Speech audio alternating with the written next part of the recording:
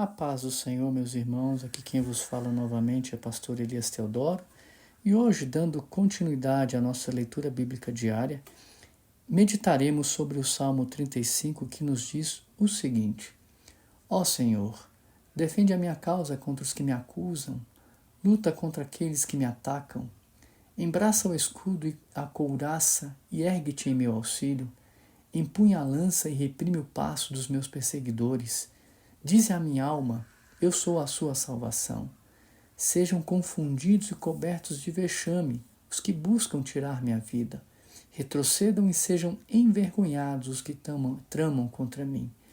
Sejam como a palha que o vento leva, impelindo-os o anjo do Senhor.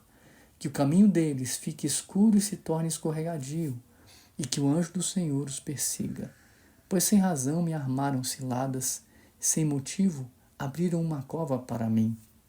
Venha sobre o inimigo a destruição, quando ele menos esperar, e prendam-no os laços que tramou ocultamente. Caia neles para a sua própria ruína.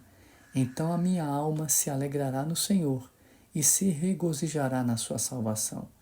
Todos os meus ossos dirão, Senhor, quem é semelhante a ti? Pois livras o aflito daquele que é mais forte do que ele. Livras o pobre e o necessitado daqueles que os exploram. Falsas testemunhas se levantam e me interrogam sobre coisas que eu não sei. Pagam-me o mal pelo bem, o que é desolação para a minha alma.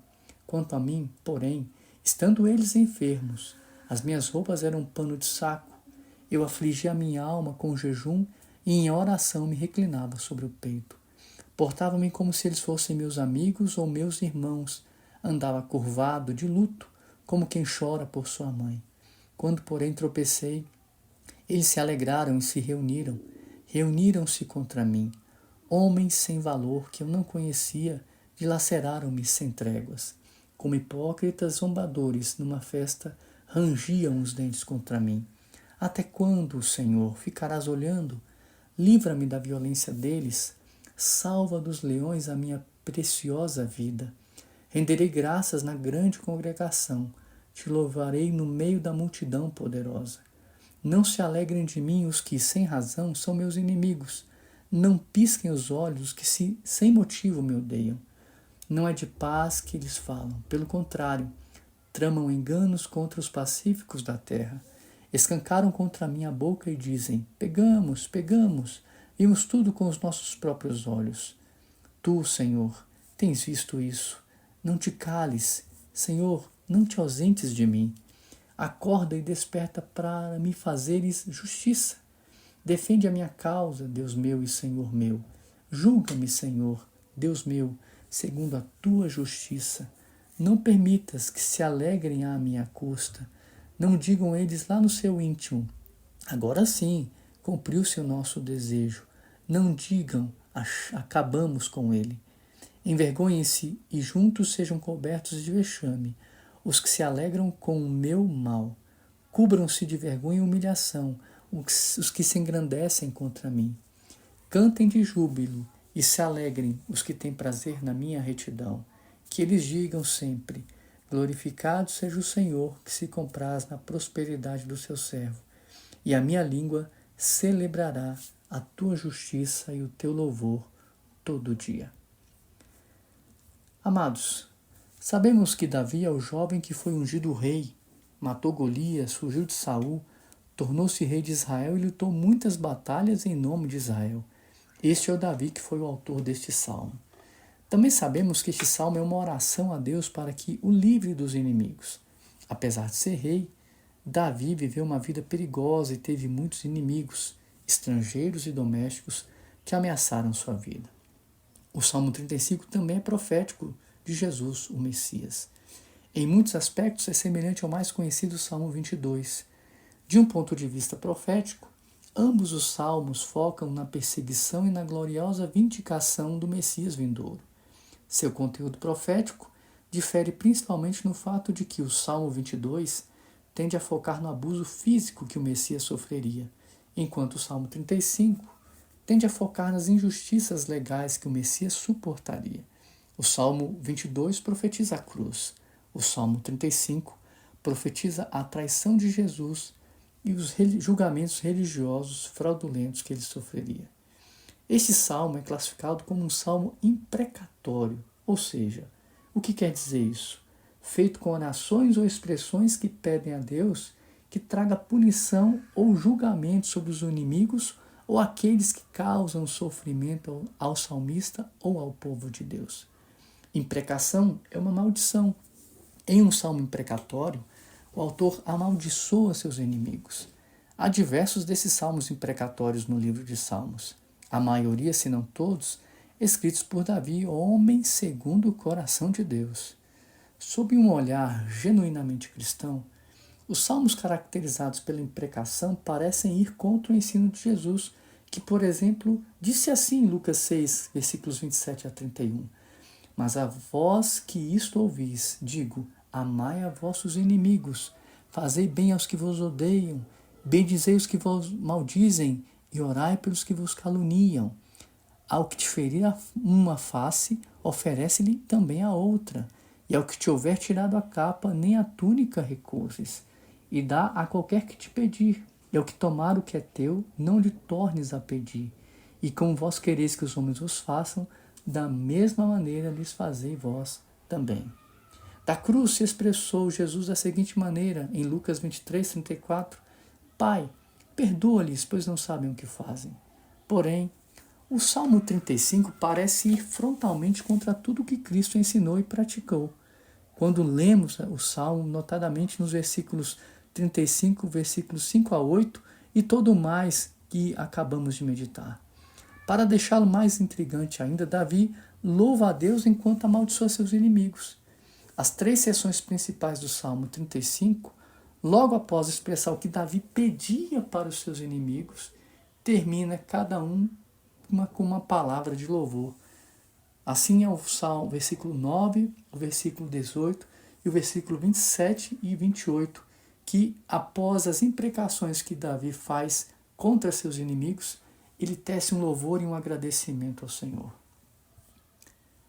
Esse tipo de imprecação ou maldição são encontrados em alguns outros salmos, todos de Davi, o homem repise-se segundo o coração de Deus. Vejamos, por exemplo, o Salmo 3, no versículo 7, que nos diz: Levanta-te, Senhor, salva-me, Deus meu, acerta meus inimigos no queixo e quebra os dentes dos perversos. De ti, Senhor, vem o livramento, abençoa o teu povo. O Salmo 58 diz o seguinte, no versículo 6, quebra os dentes dos perversos, ó Deus. Despedaça, Senhor, a mandíbula desses leões, que desapareçam como água em terra sedenta, que se tornem inúteis as armas em suas mãos. Por fim, o Salmo 109, versículo 6, também diz assim, que um perverso testemunhe contra ele e um acusador o leve a julgamento, quando julgarem sua causa, que o declarem culpado, considerem pecado suas orações, que sua vida seja curta e outro ocupe seu lugar. Então a indagação que podemos nos fazer é, enquanto cristãos, como devemos ler um salmo imprecatório, como é caracterizado o Salmo 35 e os demais salmos que mencionamos aqui? Para ler, compreender e fazer bom uso dos salmos imprecatórios ou de maldição, deve-se levar em conta os seguintes aspectos. Primeiro, Davi não está escrevendo como um cidadão comum, mas como rei e juiz de Israel. Logo, o julgamento que ele chama sobre os seus inimigos, sobre aqueles que estavam fazendo o povo comum sofrer, é justo para aqueles que, opondo-se a ele, no contexto da monarquia teocrática em que viviam e das leis que os regiam, estavam se opondo-se ao próprio Deus e aos planos de Deus para o avanço do reino de Deus através de Israel. Para entendermos melhor, hoje, nas democracias do mundo, todo um policial, uma autoridade militar ou política, um juiz, um presidente ou chefe de Estado, no exercício de seus poderes constituídos pelo povo, devem agir de forma diferente do cidadão comum no trato com pessoas insurgentes e violentas que se opõem à paz e à ordem constitucionais. Muitas vezes, conforme diz o apóstolo Paulo, eles terão que usar de força para castigar e punir os que praticam o mal. Segundo, Davi é uma figura de Cristo nos salmos imprecatórios, ou seja, para entender as imprecações ou maldições neste e noutros salmos imprecatórios, lembre-se também de que Davi era um profeta e uma figura do Messias, o filho de Davi. A rejeição experimentada por Davi apontava para a rejeição que Cristo, o Filho de Deus, experimentaria. Na verdade, Jesus cita o Salmo 35,19 para explicar por que muitos dos judeus o odiaram. Logo, o que está reservado para aqueles que a Cristo se opõem, aos que perseguem a igreja, matam os santos e nunca se arrependem, está registrado através da linguagem imprecatória do salmista. O castigo deles será na mesma proporção dos pecados cometidos, segundo o mesmo requinte de horror. Daí o horror de tudo que Davi escreveu. Terceiro, Davi revela a tendência natural do nosso coração nos salmos imprecatórios. As maldições dos salmos imprecatórios revelam um sentimento que todos nós conhecemos muito bem. O ressentimento expressado sem qualquer filtro ou qualquer máscara. C.S. Lewis foi genial quando disse que, ao enxergarmos nesses salmos um ódio flagrante, nós também enxergamos o que naturalmente acontece conosco quando um ser humano é ferido. Os salmos imprecatórios, ao mesmo tempo que revelam a fome que temos por justiça, desmascaram as horríveis brutalidades e capacidades de vingança que o nosso coração é capaz de conceber se não formos tocados pela graça da fé na providência e na justiça de Deus. E por último, Davi, autor dos salmos imprecatórios ou de maldição, apesar do tom cruel, é reconhecido por nunca exercer vingança sobre os seus inimigos, mas por perdoá-los e poupá-los. A forma, por exemplo, como ele tratou Saul ao poupar-lhe a vida, servindo provavelmente como o melhor paralelo no Antigo Testamento para a atitude de Jesus diante de seus inimigos na prisão, tortura e finalmente crucificação. Ademais, em todos os salmos imprecatórios, Davi se declara inocente dos atos pelos quais ele estava sendo perseguido. De certo, Davi não era sempre inocente, e quando ele não era, os salmos escritos na escuridão das consequências dos seus pecados tinham outro tom e enredo. Eram de confissão e pedido de perdão. Apesar do caráter imprecatório do Salmo 35, de acordo com o comentarista bíblico Warren W. Wisber, Davi faz 3 pedidos a Deus e a seu tempo Deus atendeu a todos eles. O primeiro pedido que Davi fez é: protege-me. No versículo 1, Davi faz uma fusão de 2 imagens, o tribunal e o campo de batalha. Saul escolheu o campo de batalha, mas Davi se voltou para o Senhor e pediu que fosse o seu advogado e juiz nessa contenda. Portanto, se Saul quisesse lutar, Deus aceitaria seu desafio. Como soldado, Davi imagina o Senhor vestido com uma armadura, empunhando suas armas. O broquel era um escudo pequeno, enquanto o escudo comum era grande e cobria a maior parte do corpo. O inimigo de Davi odiava ele, mentia a seu respeito, o perseguia e desejava feri-lo e matá-lo, de modo que esse conflito era uma questão de vida ou morte. Porém, não havia qualquer justificativa plausível para essa oposição. Davi pede que o Senhor obstrua a passagem e se coloque entre ele e Saul com seu exército, conforme o versículo 3, como havia feito no Êxodo.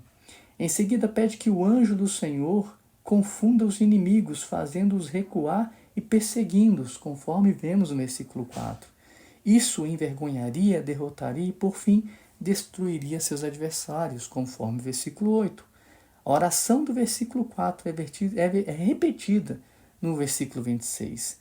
Davi menciona com frequência que é um homem com a cabeça a prêmio, de modo que não deve causar espanto de pedir ao Senhor uma palavra especial que lhe dê segurança. Diante do exército celestial de Deus, Saul e seus homens eram como palha, inúteis, desprezíveis, indefesos e inofensivos. Tentariam fugir pelas trilhas escorregadias das montanhas e na escuridão cairiam e morreriam ou seriam pegos pelas próprias armadilhas. É bem provável que essas armadilhas fossem buracos cobertos com redes e camuflados com galhos e folhas. Saul tratava Davi como uma criatura selvagem, quando na verdade era Saul e seus homens que agiam como animais. Nesse salmo, depois de cada um dos 3 pedidos, Davi acrescenta um cântico de louvor a Deus, mostrando que seu grande desejo é engrandecer o Senhor. Davi alegra-se com a salvação de Deus, pela qual somente Deus pode receber glórias. Todo o seu ser, dará graças ao Senhor e o louvará. A pergunta, quem contigo se assemelha, lembra o cântico de vitória de Israel depois do Êxodo. Davi sabia que Deus o havia escolhido para ser o rei de Israel e que sua maior incumbência era unir e fortalecer o reino e conduzir o povo de volta a Deus. Israel tinha um trabalho importante a fazer no mundo e a liderança de Davi era crucial. Outro pedido que Davi fez a Deus foi: recompensa-me, conforme Salmo 35, versículos 11 a 18. Davi apresenta as provas de sua inocência. O inimigo dependia de mentiras, de falsas testemunhas que acusavam Davi de traidor. Na realidade, era justamente o contrário, pois Saul e seus oficiais se tornaram traidores ao pagarem com o mal todo o bem que Davi lhes havia feito.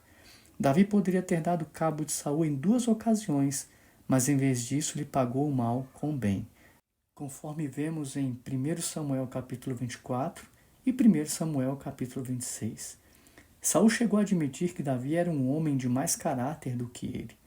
Davi entristeceu-se profundamente de ter sido traído pelos homens com os quais havia servido no exército de Saul. Havia orado por esses homens quando estavam necessitados, mas suas orações não foram respondidas. Davi recebeu uma bênção por ter orado, mas Deus não poderia abençoar homens perversos como aqueles. O único retorno que Davi tivera por tais orações foi o mal em troca do bem, de modo que pediu ao Senhor que lhe desse o bem, a fim de compensar pelo mal de seus inimigos. Aqueles que criticam Davi por sua oração imprecatória nos versículos 4 a 8 devem lembrar que, antes de tudo, ele orou pedindo socorro e cura. Os homens de Saul dilaceraram Davi com suas palavras maldosas, conforme o versículo 15. Com bobos da corte, usavam Davi nas piadas cruéis que contavam em suas refeições. Davi sabia que a seu tempo Deus o recompensaria por sua fidelidade. Só não tinha ideia de quando isso aconteceria. Seu primeiro louvor a Deus é pessoal, mas a segunda expressão de louvor se dá na congregação dos fiéis. O terceiro pedido que Davi faz a Deus é: justifica-me, conforme Salmo 35, versículo 19 a 28. As tribulações estavam prestes a terminar e o inimigo continuava certo da vitória. Davi, em sua imaginação, vê os homens de Saul cheios de arrogância, fazendo sinais uns para os outros com os olhos, como quem diz: ele já era. Nem pensariam em aceitar uma trégua ou mesmo em negociar a paz. Mas essa era a maneira de Deus julgar Saul por seus pecados e de tirá-lo do cenário político de Israel. Depois da morte de Saul, Davi passou mais 7 anos enfrentando problemas com o filho de Saul, mas, a seu tempo, o Senhor encerrou essa questão. Davi ora pedindo que Deus o justifique, pois sua causa também é a causa de Deus, e o que está em jogo era a sua reputação. O versículo 26 repete o pedido do versículo 4 e também pede que o inimigo seja vergonhosamente derrotado. O desejo de Davi era que o Senhor fosse engrandecido a seu modo e a seu tempo. Os gritos alegres dos justos pela vitória de Davi contrastam claramente com a vergonha do inimigo derrotado. Ao contrário de Elias, que pensou estar lutando completamente sozinho, Davi sabia que contava com o apoio de muitos israelitas, daqueles que eram os pacíficos da terra. Até mesmo nos dias mais sombrios da história de Israel, sempre houve um remanescente fiel que permaneceu firme no Senhor e orou pedindo que Deus fizesse sua vontade. Davi encerra o salmo com um cântico de confiança e de alegria, testemunhando da retidão e do poder de Deus. O termo traduzido por prosperidade no versículo 27 é a palavra hebraica bastante conhecida, shalom, que quer dizer paz, que quer dizer muito mais do que uma simples cessação das hostilidades que vinha sofrendo. Seu sentido diz respeito à ideia de bem-estar em todos os aspectos da vida, inclusive paz com Deus, com os outros, consigo mesmo e com as circunstâncias de sua vida. A experiência de Davi lembra de Jesus, Cristo, o filho de Davi, que também foi odiado sem motivo algum, falsamente acusado e atacado por aqueles aos quais não havia demonstrado outra coisa senão bondade e amor. Deus livrou Davi de seus inimigos, mas o Pai não poupou seu próprio filho, mas sim o entregou de forma voluntária para morrer pelos nossos pecados e para morrer por todos os pecados do mundo. Meus amados, essa é a meditação de hoje.